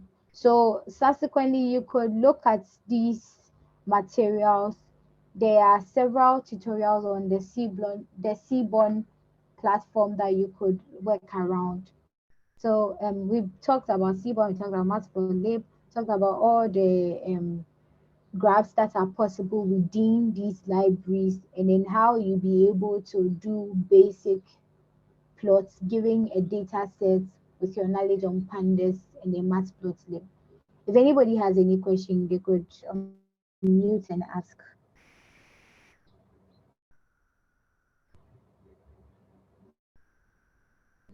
If anybody has any question whatsoever, they could unmute and ask.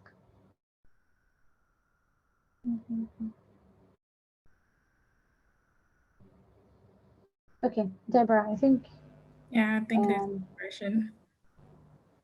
All right.